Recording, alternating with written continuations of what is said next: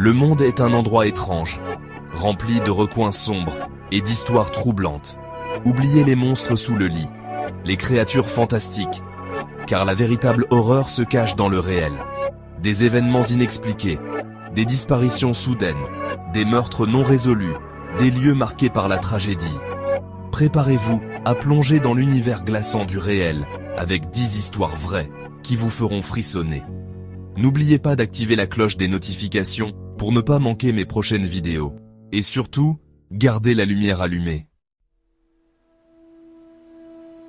Imaginez l'hiver glacial de l'Oural en 1959. 9 randonneurs expérimentés s'aventurent sur les flancs enneigés du mont Kholat-Syakhl. Ils ne le savent pas encore, mais ils vivent à leur dernier jour. Un mois plus tard, leur campement est retrouvé. Vide. Les tentes sont déchirées de l'intérieur, comme si les occupants avaient fui une menace soudaine. Puis, les corps sont découverts, dispersés dans la neige, portant des blessures inexplicables. Certains sont en sous-vêtements, d'autres ont les os brisés, la langue arrachée. Les autorités de l'époque concluant à une force naturelle irrésistible. Irrésistible, vraiment? Comment expliquer ces blessures atroces, ces corps retrouvés à des centaines de mètres du campement? Le col Dyatlov, un lieu marqué par la tragédie, un nom qui résonne comme un écho glaçant dans les montagnes russes. Une maison à l'apparence banale, dans un quartier paisible de Long Island. Derrière la façade de briques rouges se cache une histoire sinistre. En 1974, Ronald DeFeo Jr. assassine 6 membres de sa famille. Un an plus tard, la famille Lutz emménage, ignorant la tragédie. Ils fuient après 28 jours, terrifiés par des phénomènes inexpliqués. Des bruits étranges, des voix désincarnées, des objets qui se déplacent, seuls. George Lutz affirme avoir été possédé par une force maléfique. Vérité ou légende? La maison d'Amityville reste un symbole de l'horreur.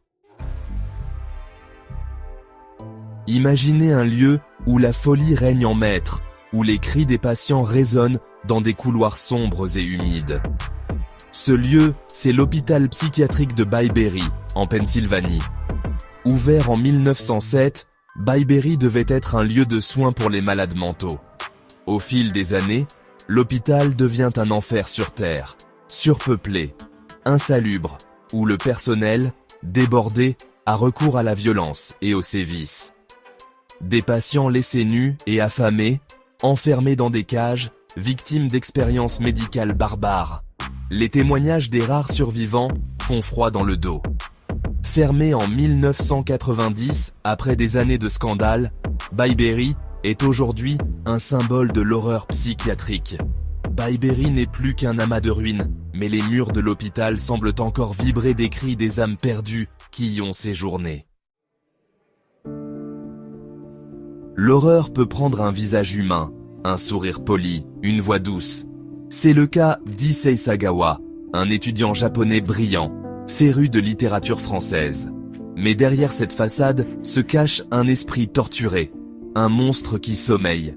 En 1981, à Paris, il commet l'irréparable. Il tue Renée Hartevelt, une étudiante néerlandaise, puis se livre à un acte cannibale sur son corps. Arrêté, il est déclaré irresponsable pénalement pour cause de troubles mentaux. Incarcéré dans un hôpital psychiatrique en France, il est extradé vers le Japon en 1985. Et c'est là que le plus choquant se produit. Il est libéré, libre de vivre sa vie, de donner des interviews, de monnayer son crime. Issei Sagawa, le cannibale impuni, reste un symbole glaçant de l'horreur ordinaire. Un rappel que la monstruosité peut se cacher derrière les visages les plus banals. Noël 1945. La famille Soder, d'origine italienne, fête la fin de la guerre dans leur maison de Fayetteville, en Virginie-Occidentale. 5 des 9 enfants demandent à leurs parents la permission de se coucher plus tard. Une permission fatale. Vers 1h du matin, la maison s'embrase. Les parents et 4 des enfants parviennent à s'échapper des flammes. Mais les 5 autres, disparus. Aucun signe d'eux dans les décombres. Les autorités concluent à un accident. les enfants ayant péri dans l'incendie. Mais des éléments troublants sèment le doute. Des témoins affirment avoir vu les enfants à bord d'une voiture noire le soir du drame. D'autres témoignages évoquent la présence de personnes suspectes dans les environs de la maison avant l'incendie. La piste d'un enlèvement suivi d'un incendie criminel est alors envisagée. Malgré des années de recherche, l'affaire des enfants Söder reste un mystère irrésolu. Imaginez un village désert, figé dans le temps, où le vent siffle à travers les fenêtres béantes des maisons abandonnées. Ce lieu, c'est Kuldara, au Rajasthan, en Inde. Fondé au XIIIe siècle, Kuldara était un village prospère, habité par la communauté des Paliwal Brahmanes. Mais un soir, du jour au lendemain, le village est vidé de ses habitants. Plus une âme qui vive. La légende raconte que le diwan, un ministre du royaume, jeta son dévolu sur la fille du chef du village. Face au refus de la communauté de la lui donner en mariage, il menaça de représailles. Plutôt que de céder au chantage, les habitants de Kuldara décidèrent de fuir, maudissant le village. Depuis, Kuldara est un village fantôme, hanté par les âmes errantes de ses anciens habitants. Les rares visiteurs rapportent des sensations d'oppression, des bruits inexpliqués, des apparitions fantomatiques. Kuldara, un lieu marqué par la tragédie et la malédiction.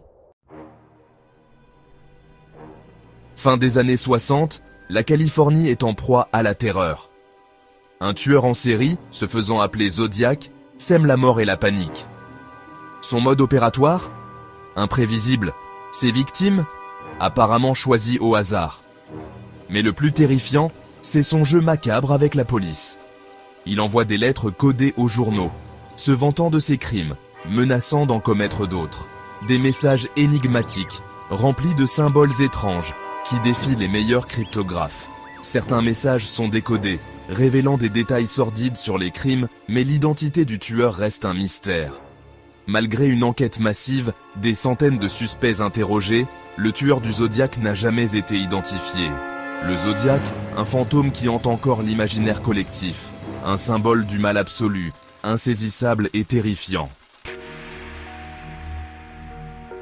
8 mars 2014, le vol MH370 de la Malaysia Airlines décolle de Kuala Lumpur à destination de Pékin avec 239 personnes à son bord. Quelques minutes après le décollage, l'avion disparaît des écrans radars. Plus aucun contact radio, le mystère s'épaissit. Les recherches, les plus importantes jamais menées pour retrouver un avion, sont lancées. Des débris sont retrouvés sur les côtes de l'océan Indien. Mais le mystère de la disparition reste entier. Que s'est-il passé à bord du vol MH370 ? Un acte terroriste ? Une panne technique majeure ? Une erreur humaine ? L'absence de réponse, le manque d'indices tangibles, font de la disparition du vol MH370 l'un des plus grands mystères de l'aviation moderne. Une tragédie qui continue de hanter les familles des victimes, en quête de vérité et de justice. Au cœur des canaux de Xochimilco, près de Mexico, se trouve une île pas comme les autres. Un lieu étrange, à la beauté macabre, où des centaines de poupées mutilées et démembrées pendent aux arbres, fixant les visiteurs de leurs yeux vides. L'histoire de l'Isla de las Muñecas, l'île aux poupées, est liée à Don Julián Santana Barrera, un homme solitaire qui vivait en ermite sur l'île. Selon la légende, il aurait trouvé le corps d'une petite fille noyée dans les canaux.